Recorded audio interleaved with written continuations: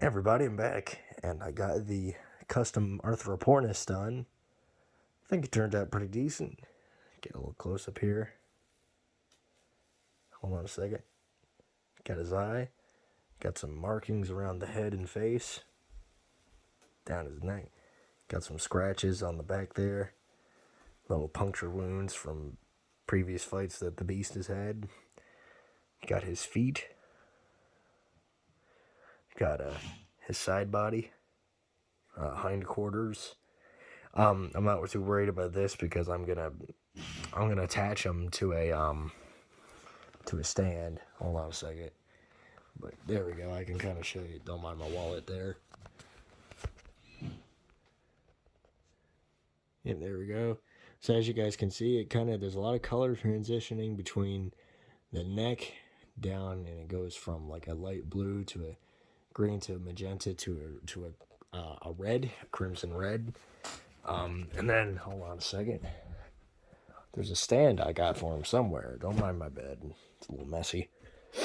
Uh, nope, not there. It's somewhere. I said a. Oh, wait a second. Is that it? Nope, that ain't it either. Oh, wait, there it is. Kind of a little rocky stand here I'm going to put him on. This came to an Archaeopteryx that I got off of Amazon, which I'll be turning that into something soon enough. Yeah, yeah. Anyway, so yeah, back on to the Arthropornis itself. I think it turned out pretty good. Um, as you can see, you got the beak bits here. Come on, camera, load. Jesus Christ, how expensive this camera was. You'd think that it would have better quality. There we go. Maybe got his eyeball there. Got the white ring around his eye with a little piece of blue. Feather transitioning. Has it on that side too.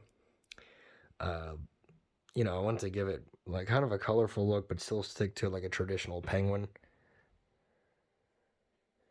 Um, I had a weird thought because it's a penguin clearly, and pretty much all penguins that I can immediately think of have this counter shade to them. Um, but my only question was because of how large this animal was and because of the region it lived in, I didn't know if it would have this or not.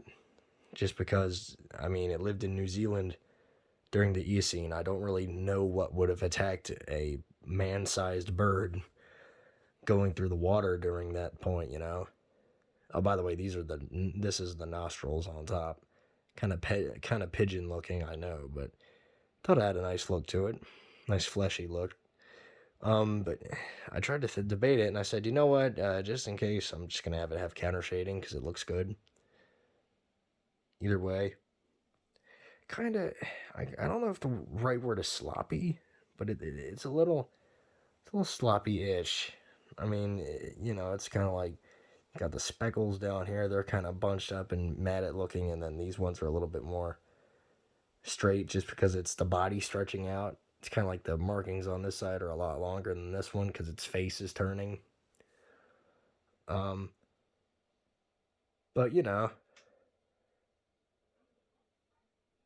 honestly, I'm thinking about it, and I think the reason why the camera is having problems looking at it is because it don't know what it's looking at. It's which I don't blame it. I mean, hey, there we go.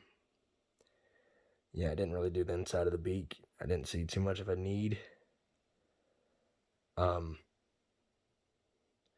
yeah. Let me get a closer look at it. I could always do that underneath of it in a different color, but I mean, its mouth could be decently closed, so I just don't see a point. Um, so it'll probably look something like that. Be on that rocky sand so it could actually stand up because it just falls over. Um, Overall, though, I think he turned out pretty decently. He's not. Is that a little piece of. Nah, it's fine. Oh, there you go. You can see a little bit better of the eye now. Yeah, it don't look too bad. see if I got it right on this side too. Yep, it looks good. Nice.